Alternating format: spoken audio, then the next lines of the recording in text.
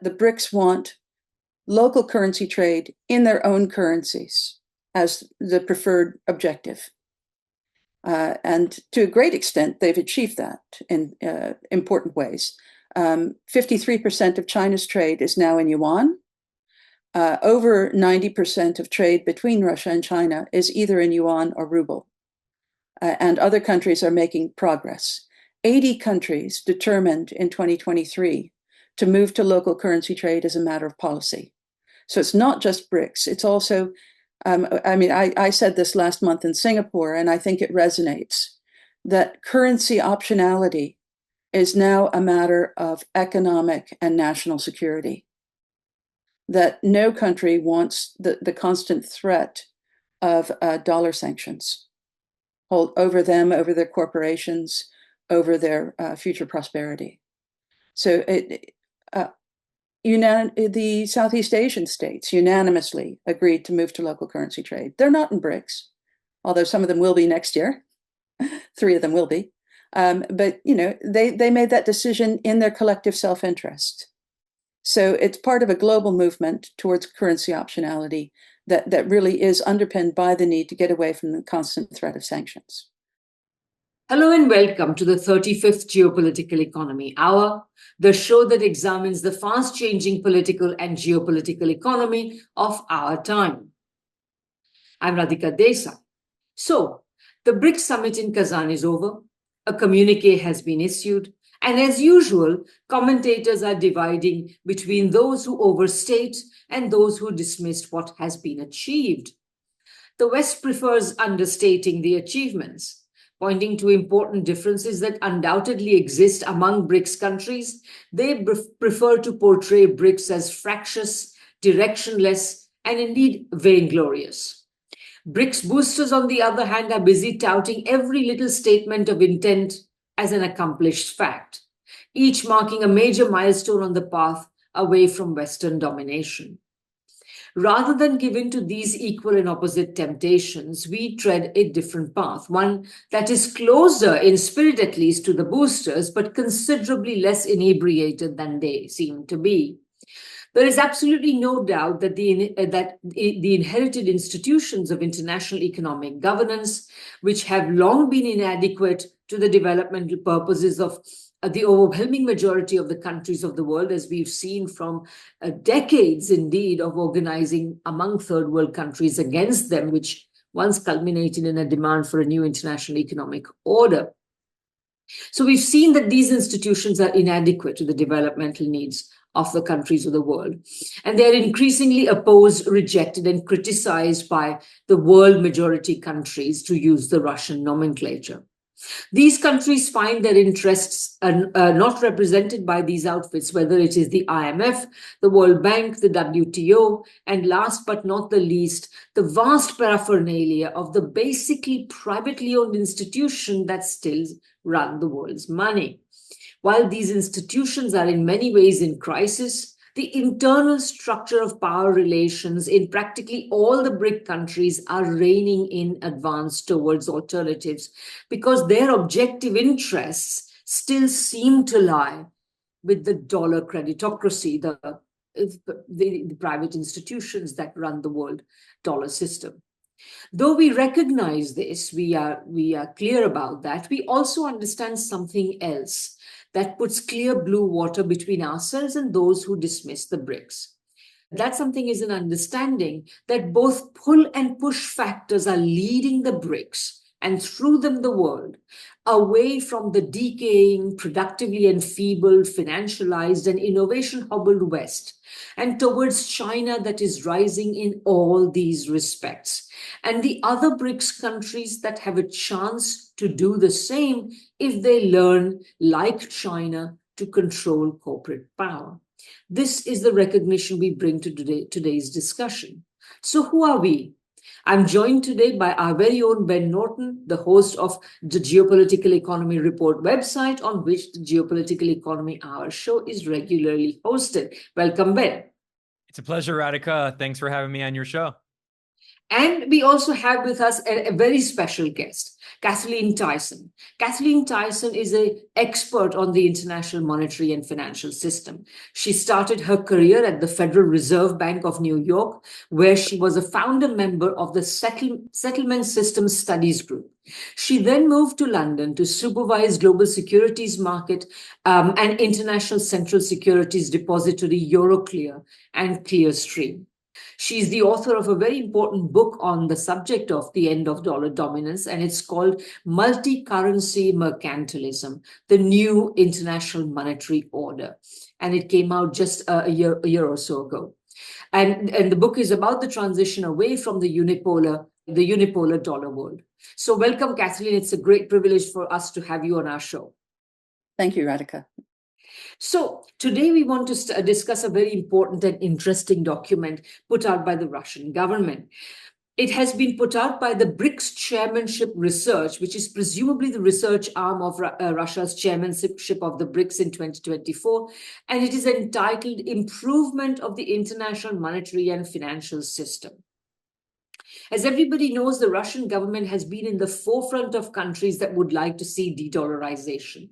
Its enthusiasm has led to a critique of the dollar system in this report that is more profound than practically any seen in official documents produced by various BRICS governments. On the other hand, while many of the solutions this document proposes are very well considered, others remain problematic precisely because they tend, as is the wont of most governments, to concede too much to markets and private power. We will be arguing that while we support the thrust of the criticisms which point in a markedly progressive direction, we also realize that these governments, as embodied historical actors, are, since they embody the legacy of the 40 plus years of neoliberalism, still some way from recognizing what really needs to be done. We make this argument confident in our understanding that the present direction of the West is not the way to go. While the BRICS must aim at a productive, dynamic, innovative, exclusive, and egalitarian economies, that is not the direction in which Western economies are going. So let me put an end to this very long introduction and ask Kathleen to perhaps start us off with some overall remarks about how she reads the report and what she sees as its significance. Kathleen, please go ahead. Okay, thank you. Just to preface this, I have a foot in both worlds. I built most of the capital markets infrastructure that runs the current global financial system. I'm proud of that. And yet, also, I recognize the challenges, the instability, the critical vulnerabilities, and the need for other countries to rise without being constantly threatened with destabilization. So really foot in both worlds right now, trying to keep friends in both worlds too. I did read and summarize the report, and the key takeaways, I'll just summarize for me, and other people will read other things into the report, but the big one was no new currency. All of the delusional hyperventilation about a BRICS currency is just that, it's delusion. The Johannesburg Declaration last year was perfectly clear that the BRICS want local currency trade in their own currencies as the preferred objective. And to a great extent, they've achieved that in important ways. 53% of China's trade is now in yuan. Over 90% of trade between Russia and China is either in yuan or ruble. And other countries are making progress. 80 countries determined in 2023 to move to local currency trade as a matter of policy. So it's not just BRICS, it's also I said this last month in Singapore, and I think it resonates, that currency optionality is now a matter of economic and national security. That no country wants the constant threat of dollar sanctions over them, over their corporations, over their future prosperity. So the Southeast Asian states unanimously agreed to move to local currency trade. They're not in BRICS, although some of them will be next year. 3 of them will be. But they made that decision in their collective self-interest. So it's part of a global movement towards currency optionality that really is underpinned by the need to get away from the constant threat of sanctions. So that was big. There's no new currency. It's not a gold-backed currency. It's not a commodity basket currency. It's not a crypto scam. It's just good old-fashioned dealing in domestic payment systems that already exist. So that's the big headline for me. Beneath that, other important things from the report, the core principles of the new monetary and financial system should be security, independence, inclusion, and sustainability. And I think, I don't think anybody can object to any of those. They have not agreed a new payment system, a new multi-currency payment system, but they're working on parallel developments at alternatives to the SWIFT messaging platform. And they are working on domestic payments interoperability. And there have been a few instances in the past year of bilaterally linking domestic payment systems so that payments become easier cross-border. Russia has proposed that BRICS central banks create a supranational infrastructure for a common settlement platform, but it is not agreed. What was finally agreed in the BRICS Kazan declaration released on Wednesday at paragraph 66 was that they want to do further work on cross-border payments, and they basically delegated it back to the central bank governors and the ministers of finance to do that further work and report next year. So that, again, building global infrastructure, I can tell you from personal experience, is not simple. It really isn't. And I can, reading between the lines, I can see where they're tripping up. I can see where the challenges are. By the way, it's not unique to them. The Bank for International Settlements this week at the IMF World Bank meetings in Washington tried to railroad a multi-currency payment system run by them on their members. And the members said, no, we're not having it. So it's not, these challenges are complex, and the buy-in is very difficult to organically create, because there's always a suspicion about new infrastructure. So, this one I like. Woohoo! Russia proposes BRICS clear. Now that is news. It's the first time we've seen BRICS clear. And what it is 300 million of Russia's assets got frozen in 2022 in Euroclear. And then the proceeds of those assets got stolen and given to Ukraine. I should say expropriated or securitized, however you want to frame it. Russia has been denied a lot of assets and a lot of proceeds from those assets. And so what they're trying to do with BRICS Clear is break the Euroclear Clearstream duopoly. That collectively Euroclear and Clearstream hold about, this is a ballpark figure, but it's going to be close, 50 trillion in assets in custody in their depositories. And BRICS Clear wants to get a securities depository that can hold BRICS securities assets independent of the existing duopoly. Full disclosure, I was, in fact, Deputy General Counsel and Deputy Company Secretary of Clearstream a while back. So I'm very familiar with the governance challenges that they're going to have. And just to highlight one of them, literally the first principle of the Principles for Financial Markets Infrastructure is legal certainty. Which jurisdiction are they going to put this new depository in? It can't really be Russia because of the 14,000 sanctions in operation, and because executives have a bad habit of falling out of tall windows there.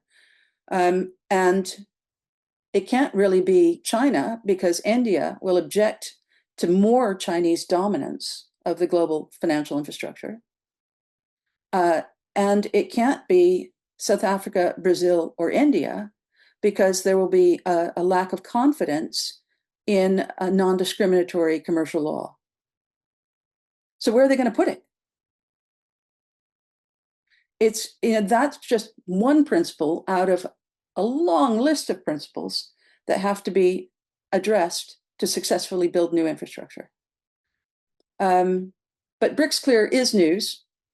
I'm particularly interested in the challenge of it, having a background in depositories and in clearing and settlement, securities finance.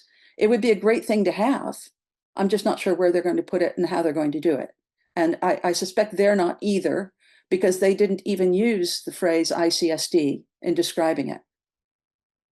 So just the capacity development that's involved in even detailing the feasibility study agreed in the declaration is a big challenge. Right. They've called for reducing reserves in US dollar and moving to other alternative reserves. They want an urgent review of the funding vulnerability of emerging markets. They want reform of the IMF and the SDR as inconsistent with modern needs. And they're finding that some of the things they have agreed on and tried to implement are now problematic and not serving their purpose, in particular, the BRICS credit rating agency. Yeah, that was an excellent overview, Kathleen. Thank you. I do want to say, by the way, that it's a real pleasure speaking with you about this. I feel like we're all privileged because it's so rare to have, someone from the inside, a financial plumber, if you will, who helped to design these systems and is also dedicated to trying to create a more equitable framework, because you can understand better than all of us the problems that exist in these systems. I want to reference an excerpt from your book that actually you tweeted out after you read this report. This is from your very interesting book, Multicurrency Mercantilism, which everyone should go buy and read. And in this book, you argue that the transition to multi-currency mercantilism will be gradual. And you point out that in some ways, it's kind of easy to de-dollarize global trade, but de-dollarizing the financial system overall is much more complicated. So you point out in your book that global trade in goods in 2023 was approximately $46 trillion, approximately half in US dollars. So de-dollarizing 23 trillion is not as ambitious as the other problems that the other parts of the financial system, which you point out this is modest compared to global finance and bonds is over $307 trillion in par value. It's a lot more now. Well, exactly. Yeah. With so much debt growing in the United States, with 120% of GDP, U.S. federal debt, and 6% of GDP deficits per year. But you also point out that the entire market capitalization of equities around the world is 108 trillion, so about 5 times all of goods trade in 1 year. Derivatives is 635 trillion in notional value, and then within the foreign exchange market, it's nearly 2,000 trillion. It sounds like a joke. I know. But in the foreign exchange market alone, every year there are $1,900 trillion of settlements. I don't even know what foreign exchange trade is about, because when I engaged to build CLS Bank, the total foreign exchange daily transactions were about 830 billion. And now every single day, CLS settles an average of 7.5 trillion in just 18 currencies. It's enormous numbers. But it's completely, very, when you think that all global trade annually, non-dollar, is 23 trillion, it's ridiculous that there's that much foreign exchange sloshing around. But there it is. That's the system I built, and it works. No, I mean, yeah, it's an incredible quantity that we're talking about. So you point out that capital markets will still be dominated by dollar-denominated instruments. However, what I wanted to point out is that it's true that de-dollarizing global trade is much easier than de-dollarizing capital markets, but it's also, I think, more important, right? Because the vast majority of the financial flows that we're talking about in things like derivatives, they don't really impact most average people. Now, if all of those bets collapse and causes another financial crisis, that will impact people. But I think at the end of the day, China's not really concerned, and Russia's not concerned with de-dollarizing the global derivatives market and de-dollarizing, other bond markets. I mean, what they're concerned about ultimately is their own security, being able to pay for their imports in their currency. So China just wants to be able to buy oil and gas in renminbi and not have to get access to dollars. And they're concerned about their own domestic treasury markets. But I don't think, especially now that the People's Bank of China has been reducing its holdings of U.S. Treasury securities for a decade now, you point out that it's actually quite reasonable to suspect that countries can, in the medium term, it's not going to happen overnight, they can de-dollarize what's most important to them, and still the rest of the capital markets will be in dollars. But I mean, is that really a big issue for the BRICS countries? Right. There was an announcement in the report from both the Improvement to International Financial Market System and also in the BRICS Declaration, that they are exploring setting up hubs. There was a difference between the two, by the way.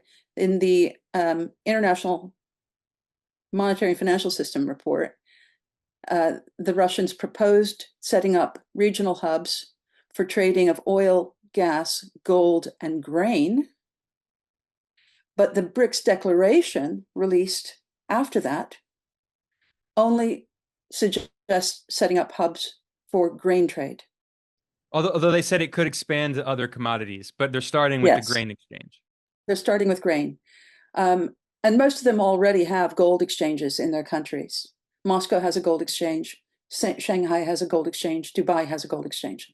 So maybe they just don't need more gold exchanges because they already have them. But setting up grain exchanges for trading grain in local currency would be a significant force for stabilizing grain prices to emerging markets, where it's often unstable prices in agricultural imports are a driver of underdevelopment. So that actually is a big, big signal event. Russia itself is 28% of global grain exports. Well, no, that's wheat exports. They also export a huge amount of other things, soybeans and barley and other grains. But so Russia moving to create hubs for grain trade in the global south that stabilize food prices for the global south would actually be a huge win for sustainability and for equitable development. Yeah, Kathleen, you made very interesting points, and I agree. What I'm curious about is, like, I don't think the BRICS countries really care about de-dollarizing capital markets necessarily. They don't care if the U.S. financial system has all of these hundreds of trillions of dollars of derivatives, as long as it doesn't destabilize their own financial system. Exactly.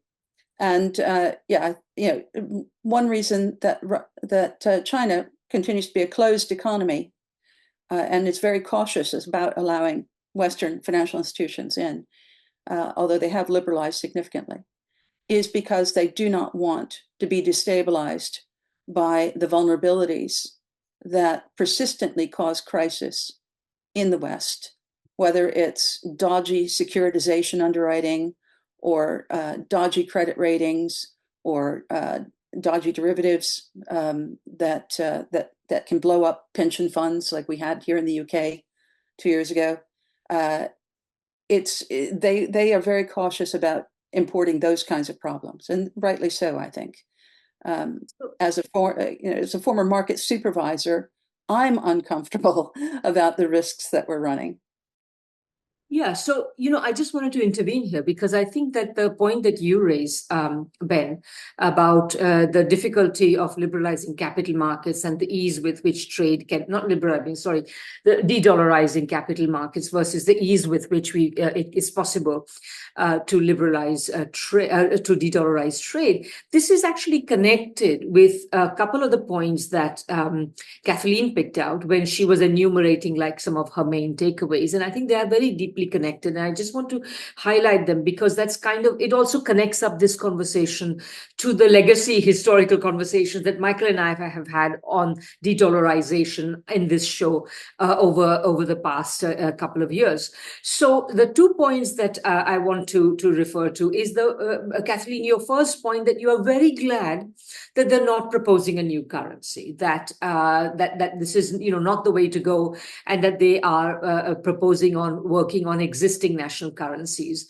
And of course, our argument, Michael and I have always argued, and this is where we basically go with Keynes's original argument, that at Bretton Woods, when he went there with his original proposals regarding the International Clearing Union and a banco, is that if there were to be any single currency that will replace the existing still multi-currency order, because the dollar may be dominant, but it is not the only one. So anyway, the existing dollar dominance, it will be a currency that is not an ordinary currency that you and I can use to pay for a restaurant meal or buy a bar of chocolate. It will be a currency for use between international banks, and it will be used to settle imbalances between banks, to clear imbalances and periodically and so on.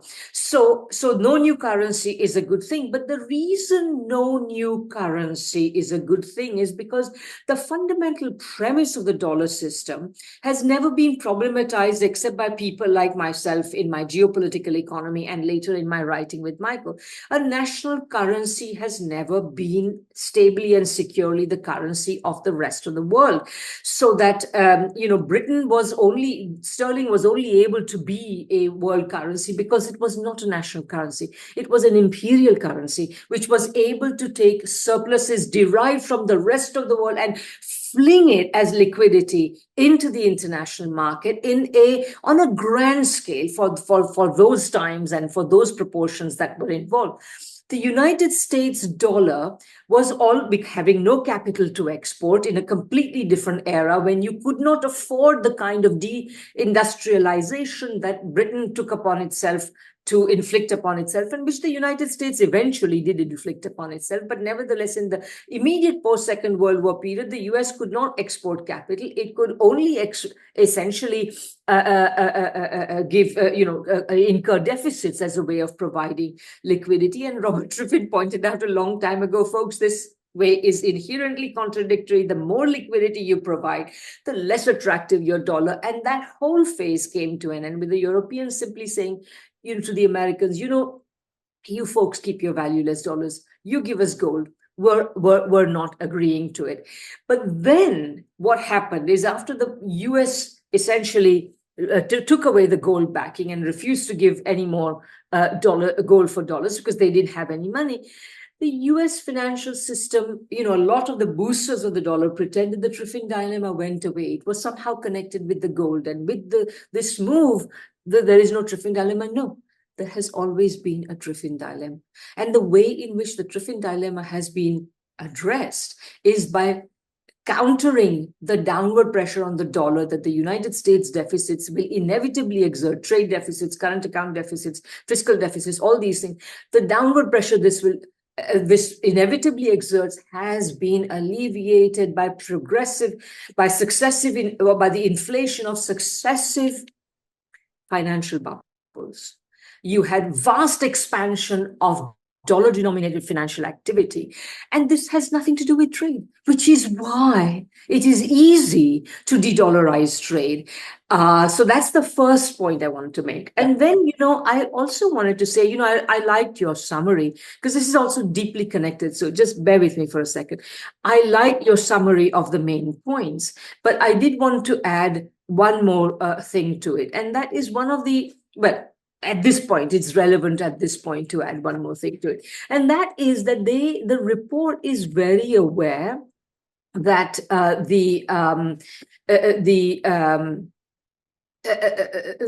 the existing dollar system is leading money to flow from what they call the emerging markets and developing economies, EMDEs, to the advanced countries. And I just want to show you this one chart, which I think is a good one.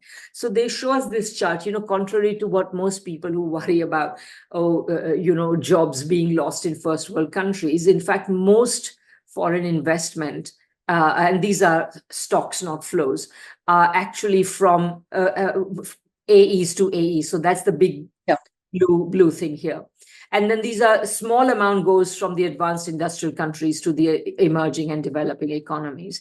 But here's the one these people are worried about. And the small number, even smaller amount goes from emerging and developing to other emerging and developing. But this is the one they are concerned about the most, that about 10 and 13%, most recent figure is 13%, is actually going from the emerging and developing economies into the first world economies. And this is essentially the situation that they are complaining about. How do you create an international financial and monetary system that avoids this? And my simple answer I want to put to you is that you can only, and I want you both to comment on it, I think the only way in which you can do it is some version of capital controls. You can call them something nice like capital account management or what have you, but some way of essentially corralling the capital in your country and obliging it to be invested and invested productively in your own country is the only way to go. Okay, well, I'll start on that one. I'm not a big fan of capital controls, but I would be a big fan of localizing the sale of natural resources and agricultural output, and the industrialized plantation style agricultural output into local currencies as a means of avoiding the two-tier pricing of the current system, where they virtually pay pennies in the local economy and offshore the pricing to somewhere else where the price is much, much higher before they re-export. And to me, if they can localize the sale of their locally produced goods and resources, then they will actually capture much more fiscal stability. And it will be in their own currency, so free from the instability of offshore dollar pricing, which by and large never comes back to the local economy. I know in Nigeria a few years ago, the central bank ordered 2 container ships full of cocoa to be impounded until the proceeds of the cocoa were paid locally, because they knew if those ships left, not a penny of the cocoa would come back to the country. And they needed the cocoa revenues to service their World Bank debts that had funded the corporates' plantations. So, but wouldn't it be that, supposing you localize it, by which you mean that they should have, for example, Russia should have the sale of oil and gas in its own territory, but more to the point in rubles and so on. But so long as there is no restriction on converting rubles into foreign money, would it not simply leak out of the Russian economy? Some of it has to leak out if they're going to buy the things they need. Well, I don't. That's not a leak. The question is whether it's realized in country at all. They're going to have to, if you want to be an attractive venue for investment, you have to have some openness. I don't think, it does. There's various different requirements in each country. And I think there needs to be recognition that there's no one size fits all solution. Yeah, although China has done wouldn't be suitable for South Africa.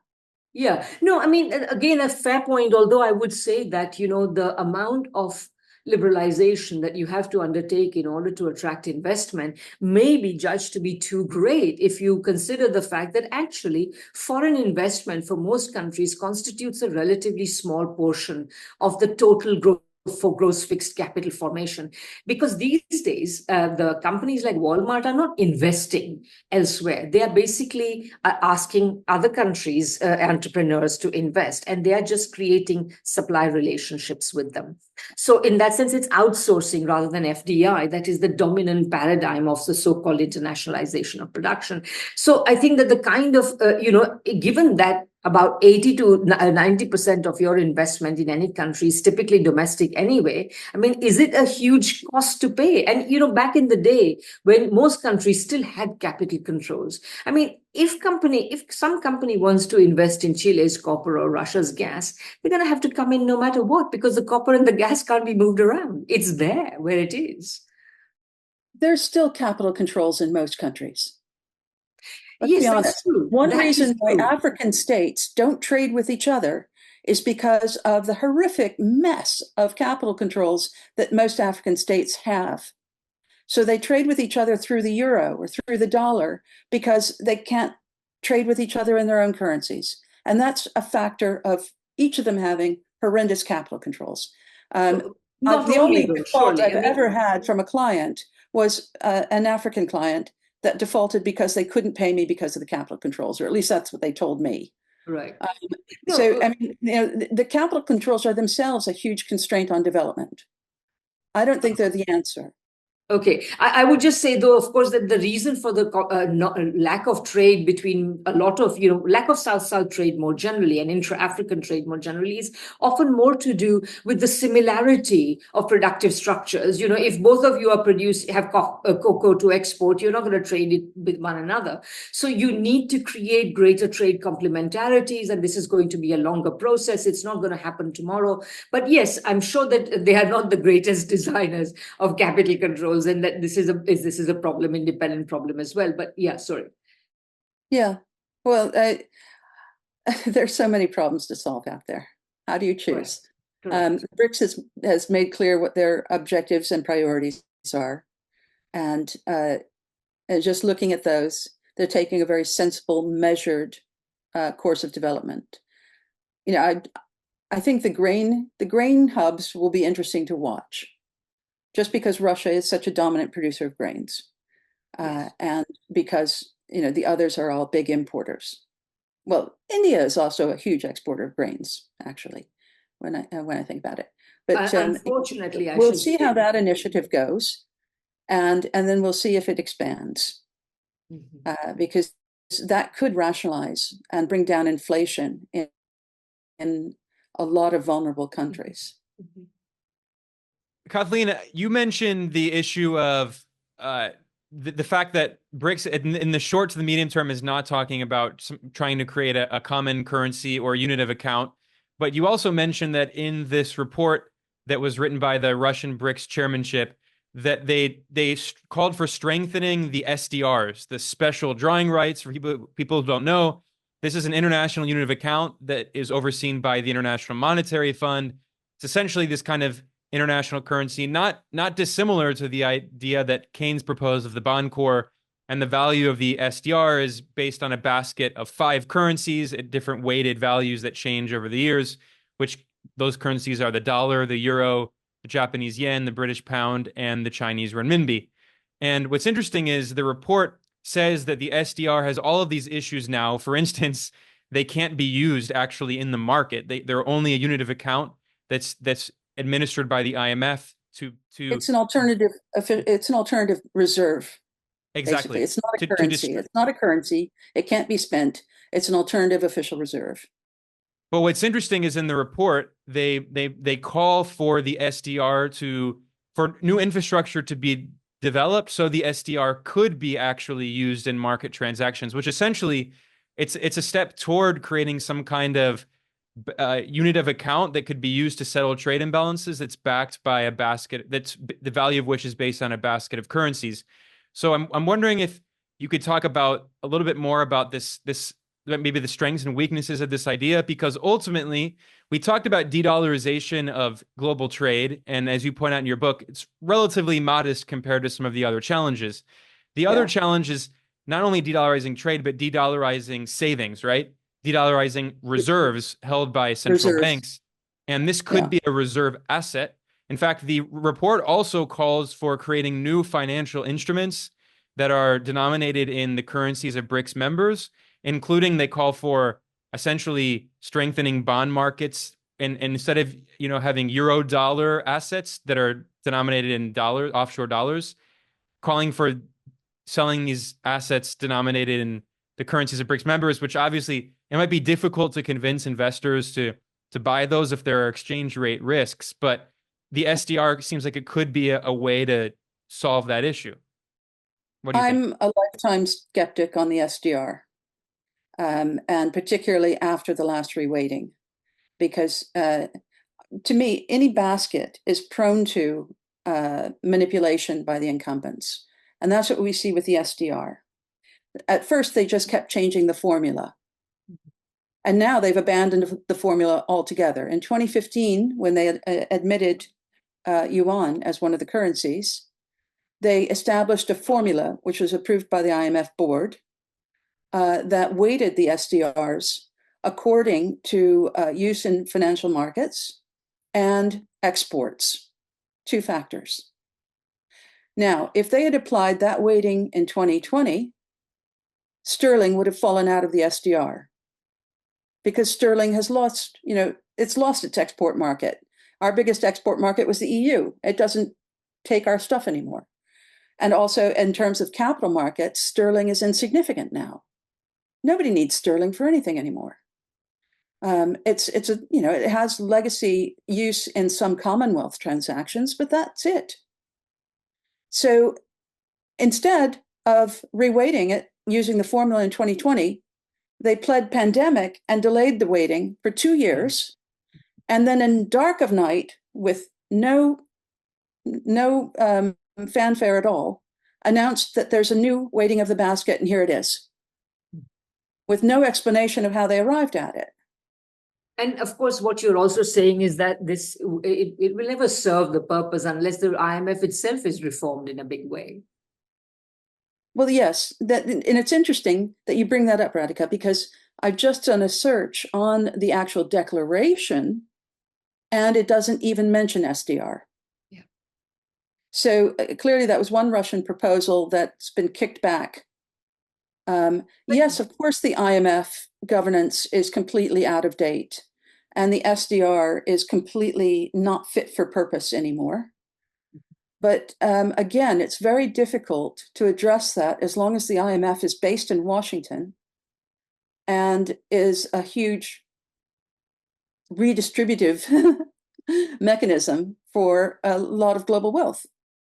And that's a really interesting answer as well, because the thing is that leads me to another question that I've been wanting to ask you, which is how the proverbial problem of the kind of clear the use of national currencies in international trade is that some countries end up with unusable stocks of the currency of another country. Russia stockpiling rupees is a typical example. So how would you see that problem being resolved? I mean, would it not require the creation of some kind of unit of account, which will then enable kind of a multiple clearing or something? I mean, I don't know. I shouldn't say more.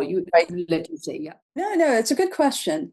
And what I would say is we're returning to gold as a hegemonic asset. And central banks bought at record rates in 2023, and they accelerated purchases in the first half of 2024. So there is a money for interstate settlements, and it's called gold. And it worked for 3,000 years. We've had a 50-year hiatus where we went to dollars. We've seen that didn't work out very well. We're going back to gold. Now, but gold isn't the only asset. And what's interesting to watch is if these grain hubs expand to oil, to gas, to gold, then you have alternative barter currencies that you can stockpile if you have a currency that you don't want to hold. No, this is very interesting because, of course, Keynes, who is known for calling gold a barbarous relic, did, however, say that the prices of his, that the cost, the value of his banco would have to rely on the basket of, at that time, he enumerated some 30 most highly traded commodities. And commodities are very important because, I mean, gold, of course, has a certain special function to which you allude. But more generally, prices are very affected by the prices of primary commodities. This is our encounter with nature, and our encounter with nature is always less predictable than our encounter with our fellow human beings in manufacturing. And that's why there can be so much fluctuation in the prices of primary commodities. And that's why he said 30 of the most traded commodities, a weighted average of 30 of the most traded commodities should form the basis of the value of Bancor. And I think and of course, which commodities also becomes interesting, but the BRICS countries can easily set up a working group that identifies an inclusive set of commodities whose prices affect everybody to some roughly equal extent, and then say, okay, we will say that the currency reserve will, or the currency unit of account, which we will use to mutually clear, will be based on this. Do you think such a thing could happen? No, I don't think that there would be global agreement on that. I don't think there would, because of the differences in trading structures. Even within BRICS, what we've seen is the Russians recommended hubs for oil, gas, gold, and grain, and the only one being implemented in the declaration is for grains. Yeah, but it also says that they can expand to other commodities. They're just starting with grains. Yeah, no, that's a fair point, Ben. But especially given the unequal distribution of resources, and the way that historically they've been exploited, so that the resources are taken out of the emerging markets, out of the global south and out of the global east, and the profits go to London or New York or Chicago. That's really the nub of it, where they, by moving to local currency trade, by creating their own pricing nodes through these hubs for the things that are most concerned to them, grains, energy, gold, they can equalize and make accessible more equitable exchange and stabilize inflation, which would be a huge win for them, for most states. I mean, China's had near zero inflation for the longest time, and they haven't had a single quarter of negative growth since 1986. China's hacked stability. And that's really what they're trying to export, is stability. Although, I mean, I can understand that, Keynes's plan would have, of course, said, I think Schumpeter said about Keynes's advice is always British advice in British interests. So he's, speaking for a country that has historically relied on importing practically all its inputs, its natural raw materials and so on. So he's concerned about stabilizing import prices for Britain in particular.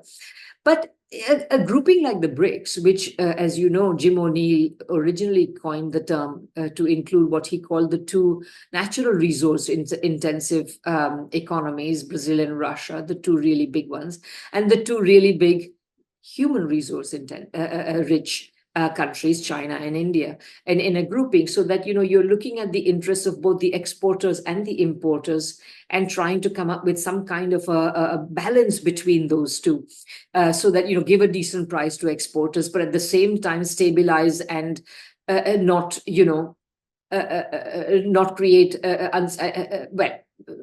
not fleece the importers. So do you think that despite that, it will be difficult to come to some sort of agreement and that gold will have to remain the only fallback position? The risk of any basket is that as soon as you give bankers a target for manipulation, they will manipulate it. You mean central bankers will manipulate it?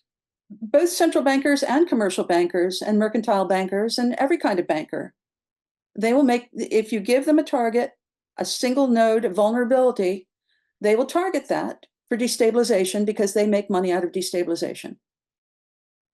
And so, of course, you could bring back some version of Glass-Steagall, which prevents the overwhelming majority of banks.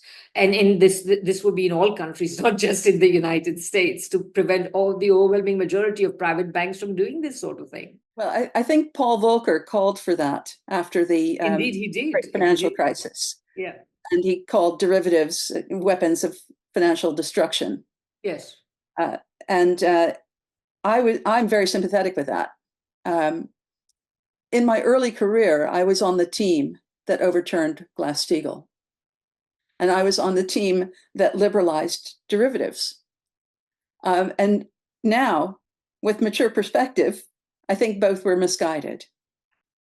Well, I mean, overturning Glass-Steagall really opened the floodgates to the 2008 housing and credit bubbles, or the ones that Yes. burst in 2008. It would Well, not have been possible 23 years later.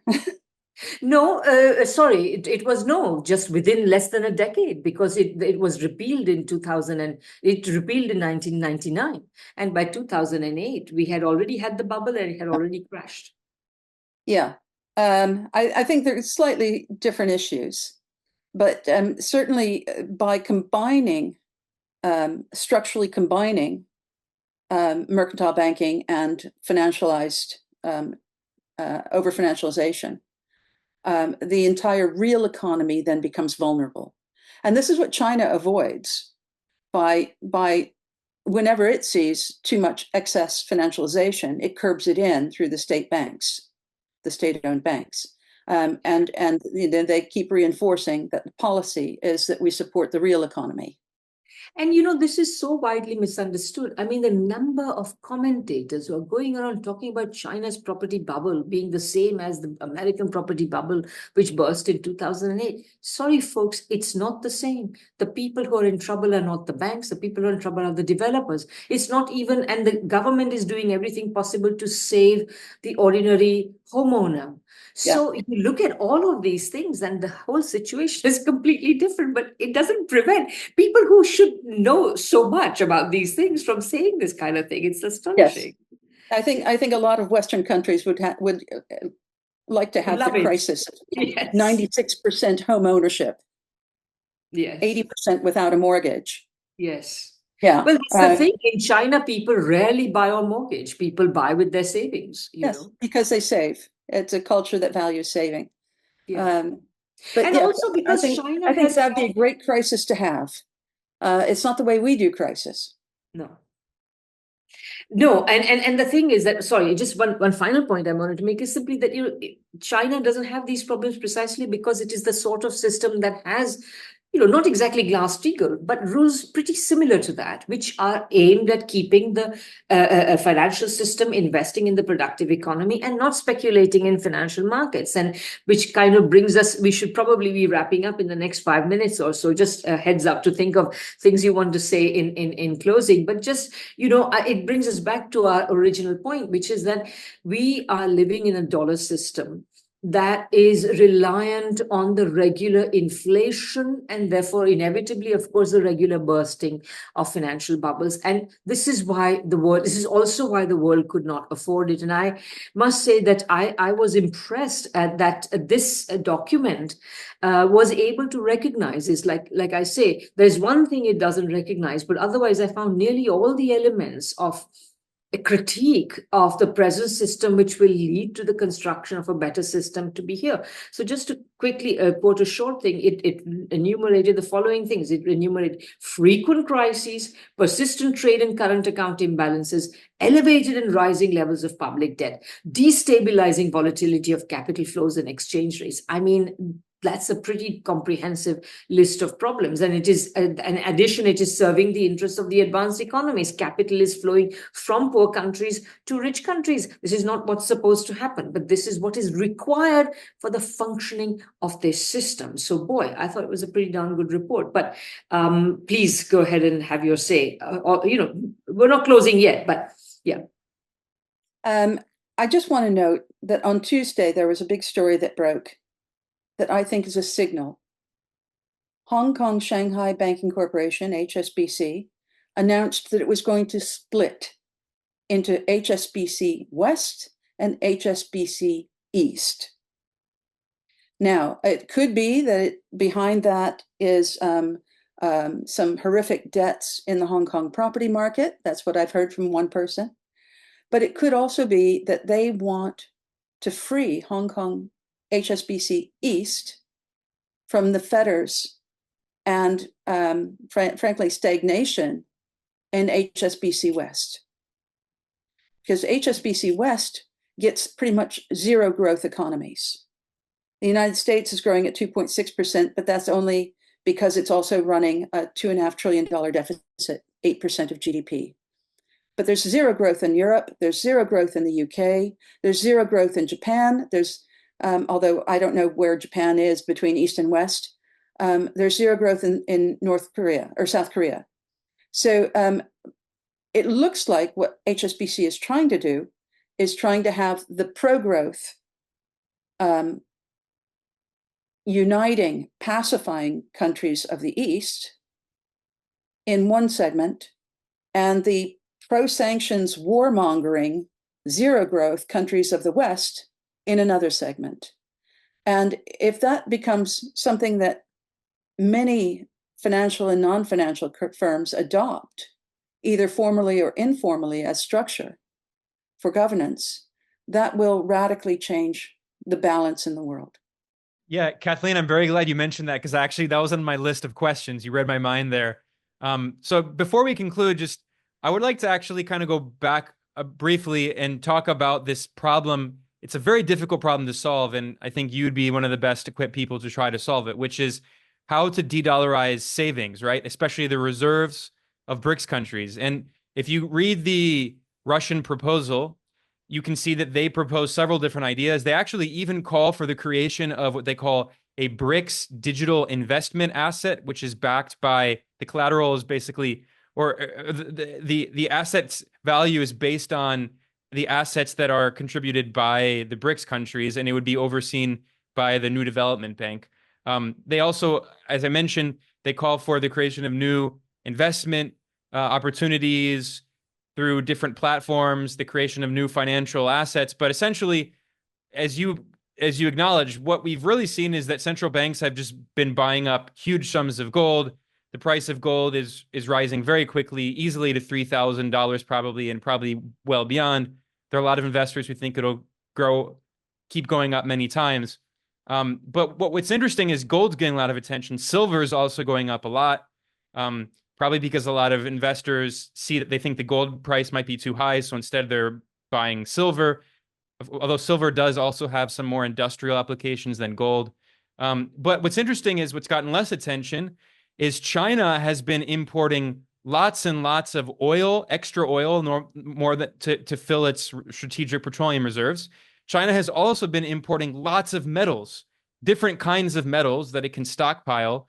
So do you think commodities will become the new kind of reserve assets? And also, I mean, this idea of starting with the BRICS grain exchange could also be used to settle imbalances. But I mean, if we're talking about a country like China that has every year a trade surplus of more than $800 billion, there's not enough grain in the world to make up for that, or even many other commodities. So how do they deal with this problem where you have such big trade deficits, trade surpluses? Even Russia still constantly has a current account surplus. So they don't want to buy too many commodities to stockpile them, because then the price would just go very high in all of these markets. So how do you solve this very difficult issue of de-dollarizing savings and reserves other than just gold? I mean, maybe you could say gold will go to $20,000, but other than that, what other options are there? And you said you don't like the SDR option either. So what are the options?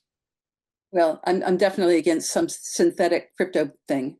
Yeah, that's all three of us. We're all on the same page there. All right, on stockpiling, China announced 2 years ago that it's moving to a war footing, that it sees all the new missile bases that the United States has negotiated in Australia, the Philippines, Japan, Korea, and it sees the missiles being installed. So China's stockpiling of everything, and it is the world's largest stockpile of grains and now oil, is entirely rational, because it can be isolated for the however long the duration of the war is. And so metals that they might need for manufacturing and stockpiles of oil and grains are protecting them and providing stability I mean, one reason why China did not experience a spike in inflation in 2022 when everybody else did is because of their stockpiles. Their inflation peaked at 3.2% because they had the world's largest grain stockpile, because they had an oil stockpile. And yes, they've tripled the Strategic Petroleum Reserve in China, so that the United States under Joe Biden has emptied the SPR in the United States into China's SPR because it basically got exported off to China. Nice, interesting policy, but there it is. So now the United States doesn't have a Strategic Petroleum Reserve because it was used to influence the election. And that's kind of insane, but there it is. But China's behavior is completely rational and completely pro-stability and pro keeping inflation low, keeping its people fed, keeping the lights on, keeping its industries expanding. And that's how it should be seen. Now, that's completely separate from looking at those things as some sort of monetary reserve. They're much more important from the monetary policy perspective of ensuring future low inflation and future availability. So in terms of the rest of the world, Russia doesn't need to reserve anything because they make everything. They have every possible resource they could ever need, particularly in light of the size of the Russian population. They want a bigger population. That's their objective now. That might be the hardest nut to crack.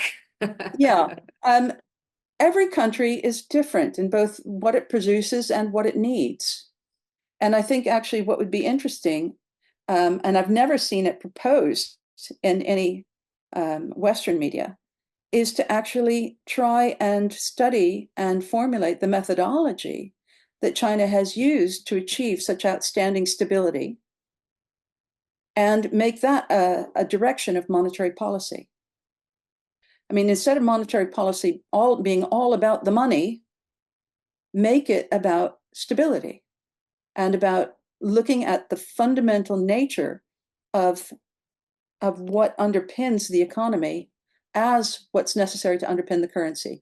I actually had this discussion on Wednesday with Professor Charles Goodhart, who was one of the founder members of the Monetary Policy Committee at the Bank of England and then the Global Financial Stability Board, that what if money doesn't just have one nature? What if money has a different nature in each economy? That is the economy of issue. And that the challenge of monetary policy should be to stabilize the value of the money in terms of the real economy within each country of issue. So we tend to talk about monetary policy as if there's one monetary policy thesis that suits every currency. But I think that's nonsense. I think that you really need to fundamentally rethink what monetary policy is about in terms of stability in light of China's decades of success in having stable growth without a crisis. But I think that there is a two-word answer to that, Kathleen, that you may not like, but here it is. It's called financial repression. That's what we used to call it in the past. That is to say, a regime in which capital, like we earlier agreed, capital is organized, that is to the financial sector is organized in such a way as to direct capital towards productive investment, control external movements, and so on. And this kind of regime was derided in the post-Second World War period, which by one of the key reasons why we had a period of extremely high growth and relatively high levels of investment, even in Western countries. That's what China has. That's what the West has abandoned since the 1970s. And that's why the West has such abysmal rates of growth. And also, I mean, the other point you make, about money having a different nature. Of course, money has many aspects. It's supposed to function simultaneously as a unit of account, as a store of value, as a means of exchange, as a means of payment, blah, blah, etc. So obviously, different policies will prioritize one or the other thing. I mean, even in the United States, during the neoliberal era alone, we've seen an era of a tight monetary policy in the 80s and 90s, and then extremely loose monetary policy as a rule, not always, since about 2000. So we've had two quite different types of monetary policy, something people rarely comment on, actually. But anyway, there it is.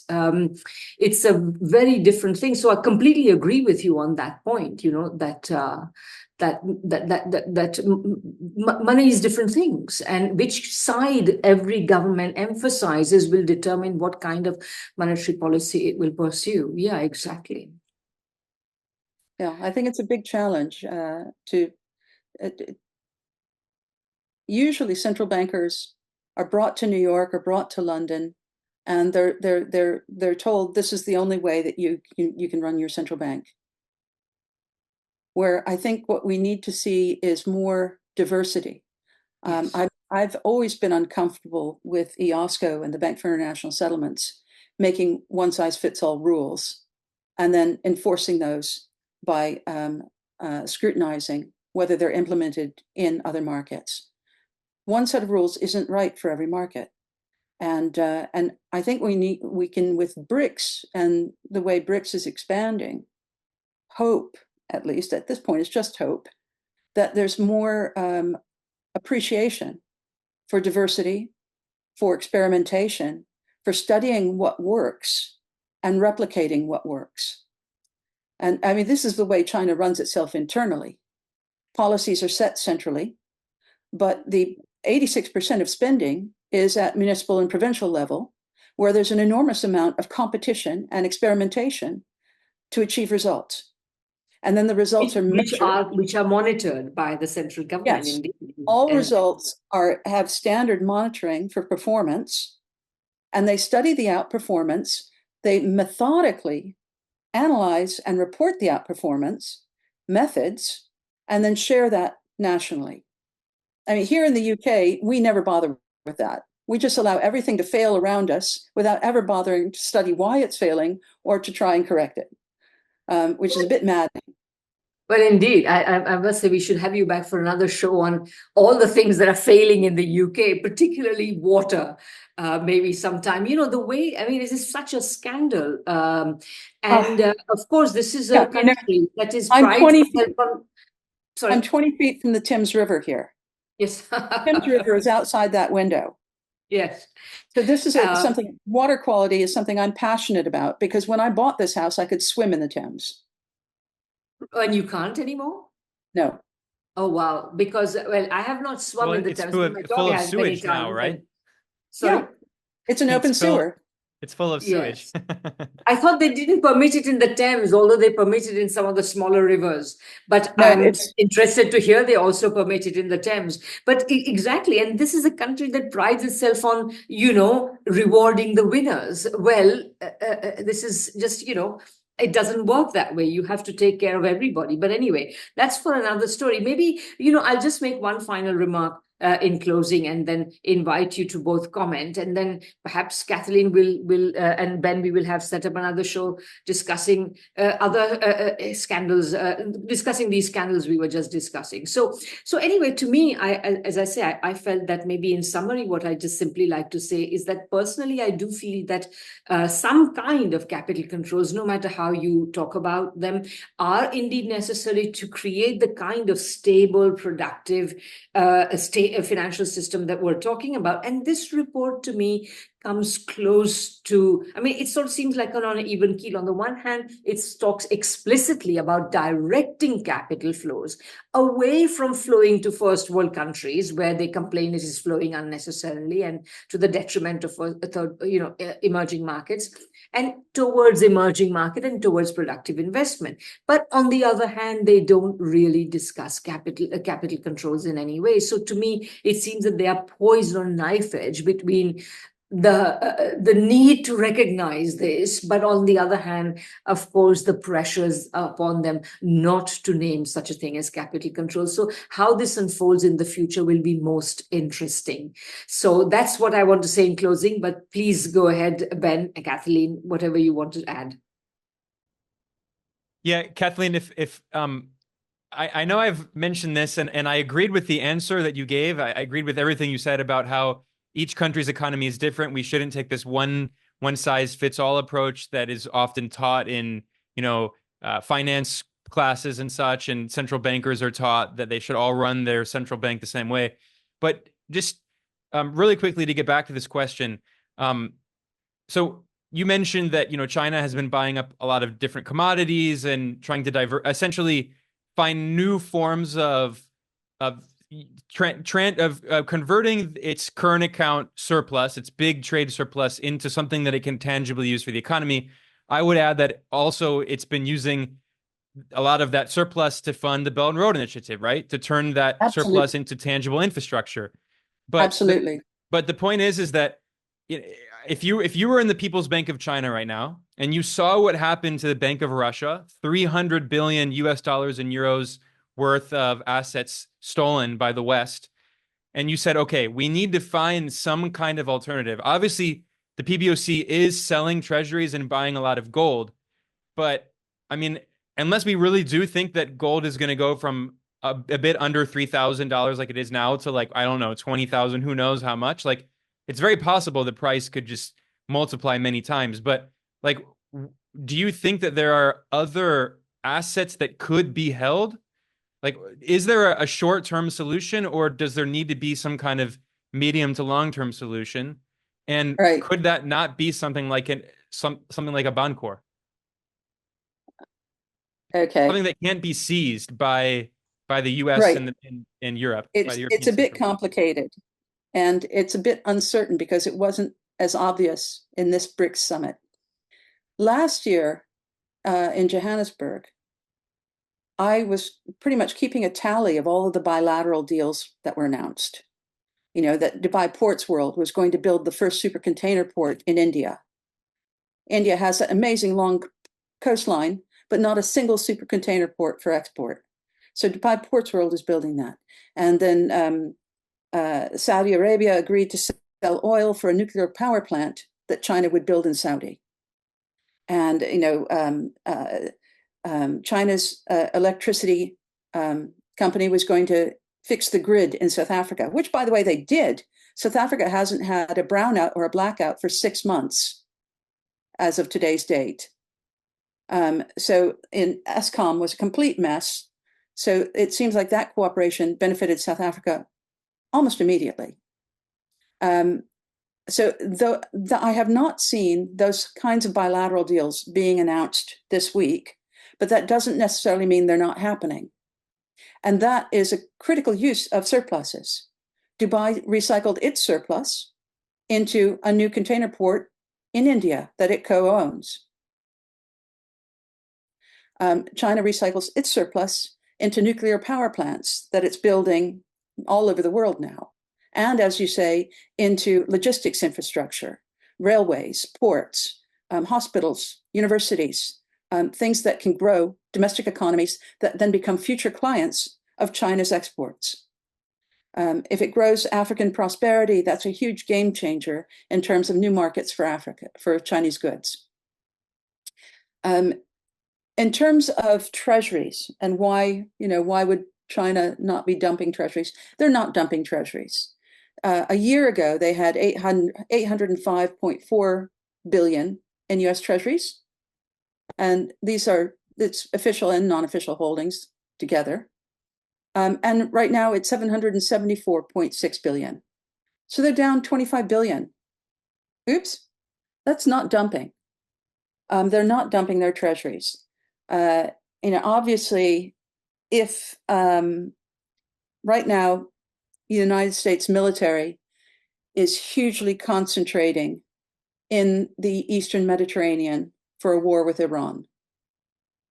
And there have been huge upspike this month in inbound cargo flights and in F-35s and F-16s and refueling tankers concentrating in the region. So we're going to have to see how that plays out. But as long as the United States is tied down in the Eastern Mediterranean, then it's not going to have a war with China. And so China will encourage the United States to not attack China by holding on to those treasuries. And it's a relatively low cost at 770 billion. It's a drop in the bucket to them. United States trade with China is now less than 10% of China's trade.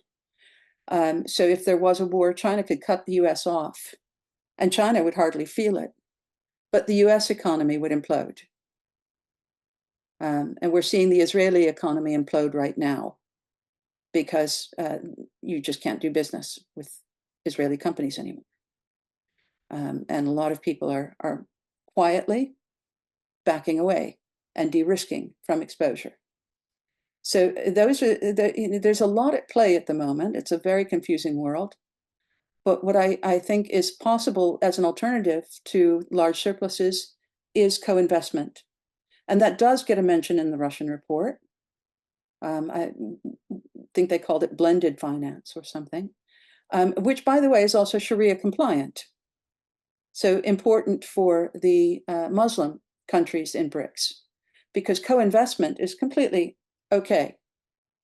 And again, it's long-term stabilizing, because if you're partners in an enterprise, instead of just ripping it off, like asset stripping or whatever, then you're building future prosperity and future stability.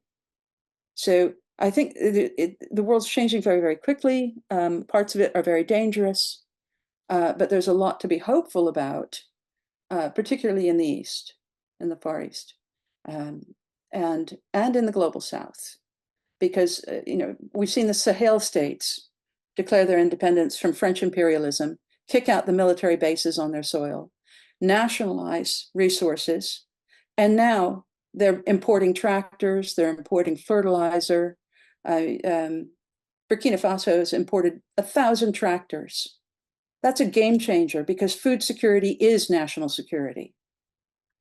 So I started out with currency optionality as national security. Food security counts too. So there's a lot of changes going on, and a lot of them are very positive towards long-term stability and long-term shared prosperity. And I think I want to end there on a positive note, and hope that the rest just sorts itself out peacefully. I think that's a great note to end on. At the end of the day, what are you going to buy with the money if it's not food in the first place? So absolutely, food security is important. I just wanted to add two quick things. Number one, this whole issue of investment being used as a way of dealing with the problem of overaccumulation of currencies was also, of course, in Keynes's original plan for Bangkok, because he said that this would be a form of development loans and so on that could go to other countries if there was an accumulation of reserves beyond a certain point. But above all, his plan was a plan for development, which would lead, he felt, to balanced trade, because the more balanced trade and investment relations are, the less need there is to settle any outstanding imbalances. And the other very quick point is that, this whole issue of China dumping dollars or not dumping dollars, as the case may be, in this discussion, most people forget that the overwhelming majority of US debt is owned by US individuals and entities. It is not owned outside the US. That accounts for almost 70% of the total. And then the rest is divided between the various foreign holders, of which, yes, Japan is, of course, currently the largest, but China was once the largest. But Kathleen, thank you just so very much. I think that your expertise is so much appreciated on this show. We really enjoyed it, and we hope to have you back to discuss a myriad other things, which I'm sure you can shed lots of light on. So thank you very much. Thanks for joining me, Ben. And we look forward to the next Geopolitical Economy Hour in about 15 days. Please like it, share it, and discuss it, of course. Thanks very much, and goodbye. Thank you.